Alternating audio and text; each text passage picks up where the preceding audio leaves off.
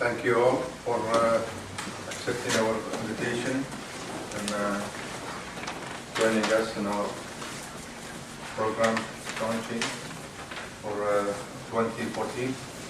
I'd like to apologize to you on behalf of our CEO who've been late. We'll start with Dr. Thomas, and I'll leave the ground for him to talk about his portion, and we'll continue the agenda accordingly. Thank you for coming.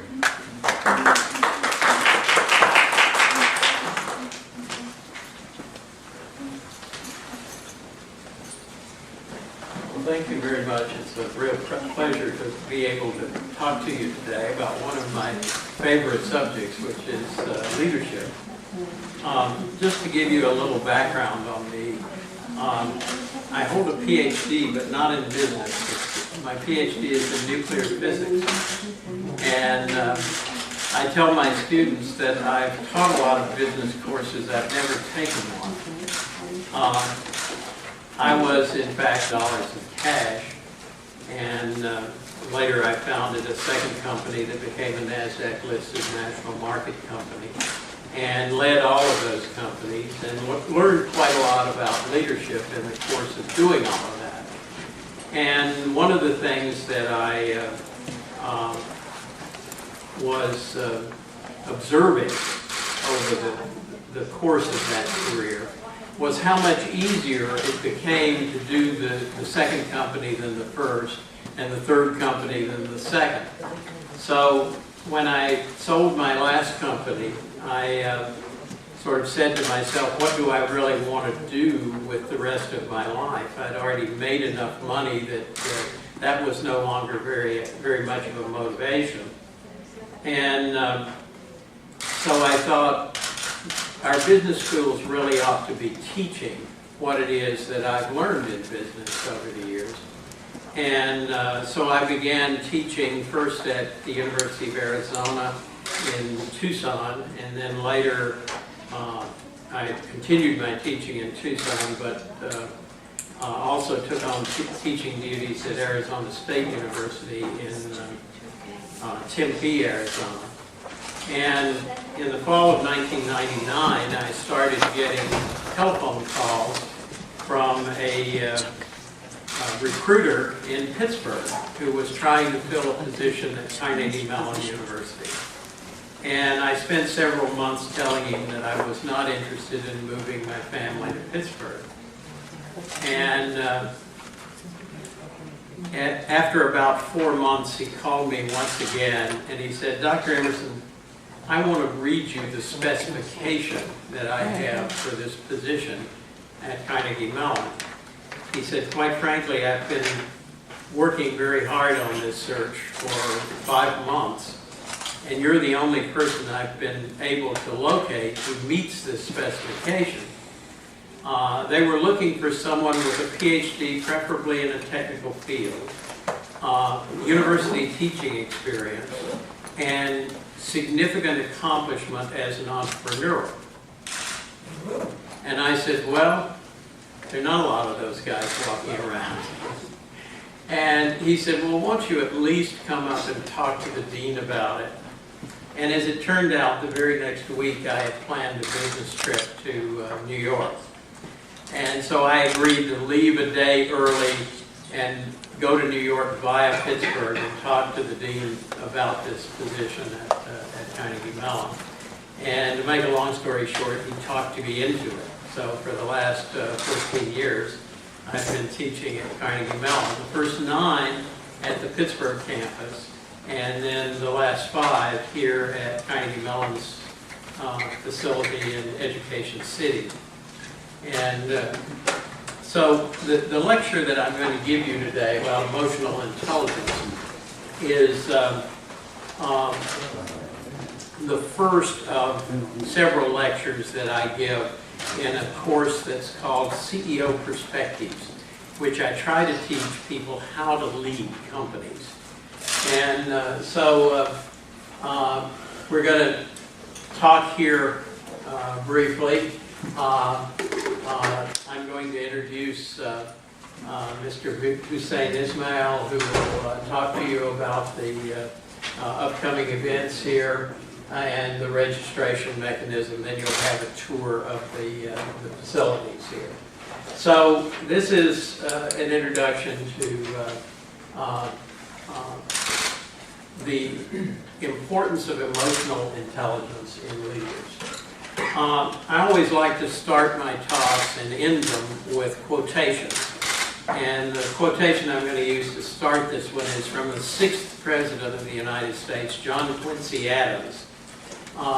He says, if your actions inspire others to dream more, learn more, do more, and become more, then you are a leader.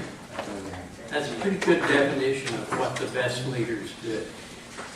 So, the first point is that organizations cannot succeed without solid leadership. Leaders are people who focus on organizational achievement, not necessarily personal achievement. They're self-sacrificing. They serve the organization. They think strategically, and they have a quality which we refer to as high emotional intelligence, or EQ. Let me ask you at the start, is the difference between management and leadership? What's the difference between a manager and a leader? Yes? Leader who set the goals and the relationship with the next hand. Yeah. Basically, if you want to put it in military terms, managers are concerned with tactics. Leaders are concerned with strategies and goals. And so the leadership function is absolutely crucial to the achievement of an organization's goals. Now, virtually everybody has a story about a highly intelligent, highly motivated person who failed when given leadership responsibility. And similarly, there are many stories about less motivated, less talented people who succeed as leaders. So what causes this disparity? Well, academics have begun to study this, and one of the best thinkers in the field is a fellow by the name of Daniel Goleman. Daniel Goleman is actually a journalist. He was a lead journalist with the New York Times for many years, won the Pulitzer Prize there. But he has become the leading proponent of this idea of emotional intelligence. But before we get to that, let me talk to you a little bit about styles of leaders. Successful leaders come in a lot of different styles. There are forceful and autocratic leaders. There are subdued and analytical leaders. There are visionary and inspiring leaders. There are likable team builders who function as leaders. And in fact, the most effective leaders use all of these styles in some proportion or another. They use a variety of styles. So how can effective leadership come in so many forms? Well, the common denominator is this thing we call emotional intelligence, or your EQ. Technical skills do matter. In today's world, a leader needs to know how to use an iPhone. Needs to know how to use a computer. But those are essentially the threshold skills to get you into the executive suite. Intelligence, creativity, ambition, commitment are necessary ingredients, but without high emotional intelligence, you're not likely to succeed as a leader. Well, let's talk about what Goleman calls the 5 competencies that make up emotional intelligence. And the first of these, he calls emotional self-awareness. That is an ability to understand your own emotional drives, your own emotional needs, and to channel those in productive ways. The second competency he calls emotional self-regulation. That is the ability to control yourself and channel those emotional energies into useful actions. The third he calls emotional self-motivation, the ability to get up with lots of energy and with defined goals. The fourth he calls empathy, that is the ability to sense the emotional makeup of others and react accordingly. And the last is the ability to nurture relationships with other people. Now notice that the first three of these are intrapersonal. They have to do with what's inside you. The last two, empathy and the ability to nurture relationships, are interpersonal. They have to do with your relationships and interactions with others. And these collectively are what Goleman calls emotional intelligence. So let's look at each one by itself and see what we can learn from these. Emotional self-awareness. The definition is the ability to recognize and understand your own moods, emotions, drives, as well as the effect of those on other people. The hallmarks of someone with emotional self-awareness are self-confidence, realistic self-assessment, and a self-deprecating sense of humor. Essentially, an ability to laugh at yourself. Those with emotional self-awareness have a deep understanding of their own emotions, their strengths, their weaknesses, their needs, and the things that drive them.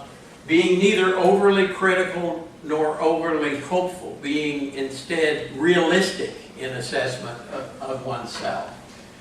Being uncompromisingly honest in assessing yourself and also assessing others honestly. Recognizing how your feelings and emotions affect other people. Being able to work with demanding clients and employees.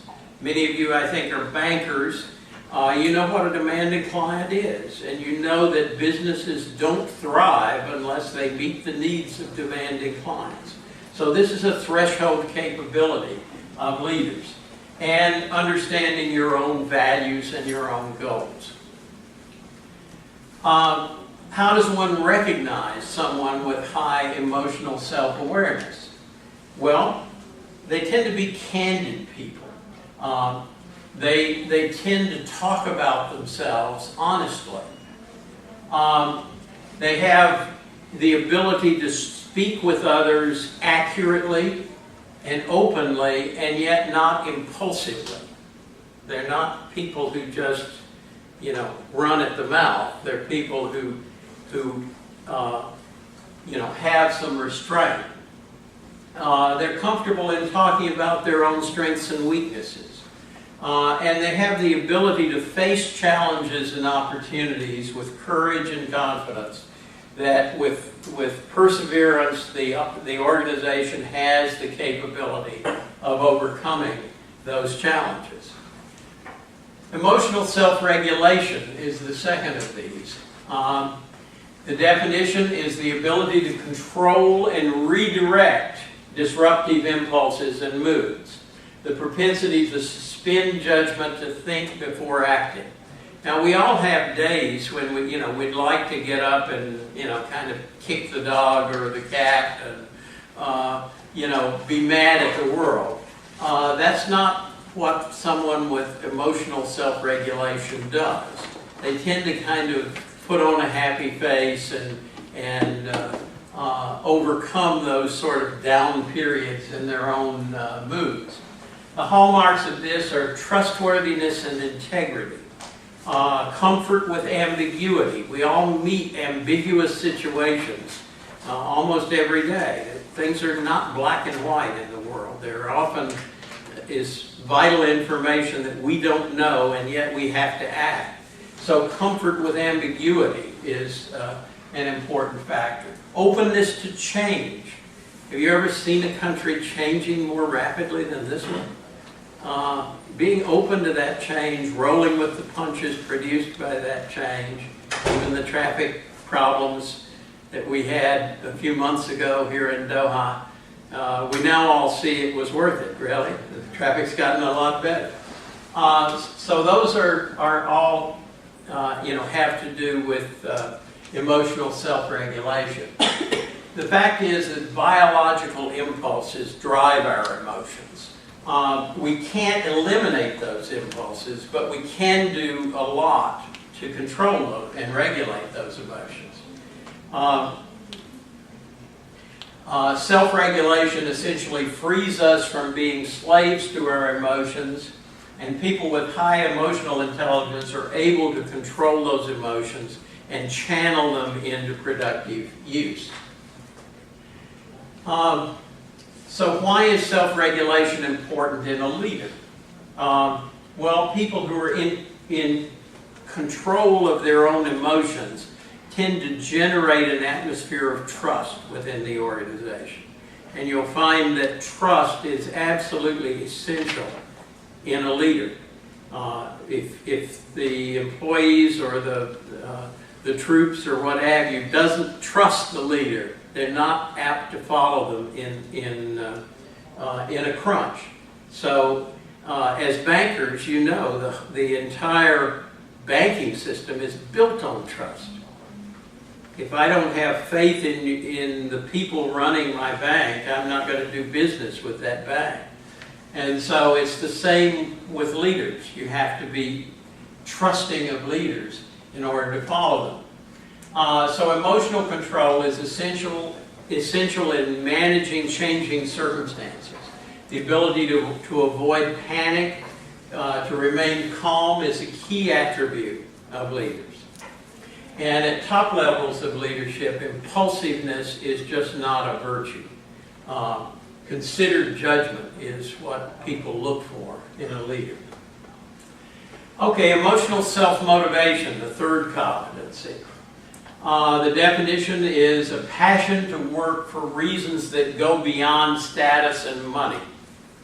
A propensity to pursue goals with energy and persistence.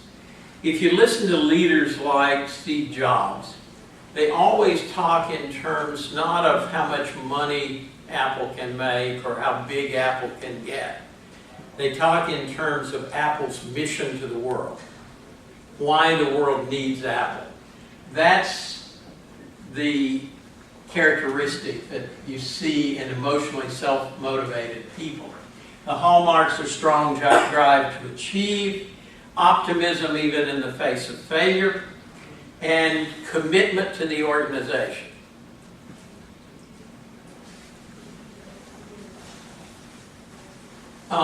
Motivation to achieve beyond expectation is essential in a leader.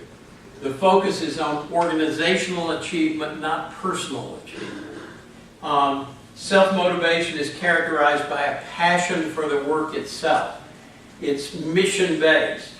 Now, you've probably all worked with creative people, and you found them get very excited when they do something that's particularly interesting or creative.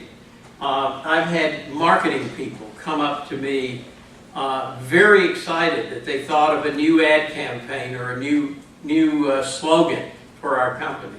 Similarly, an engineer may have a very clever design for a circuit and be very proud of that accomplishment. Or a programmer has created a new algorithm and very anxious to show me what that's all about. Well, that has to do with commitment to the mission. It's a focus of achievement against some established metric or some established goal. Self-motivated people tend to remain optimistic even if they don't immediately succeed, even if there's an interim failure or setback. Empathy, the fourth of these competencies. The definition is the ability to understand the emotional makeup of other people, skill in treating people according to their emotions. The hallmarks are expertise in building and retaining talent in the organization, cross-cultural sensitivity, and service to clients and customers. Now, I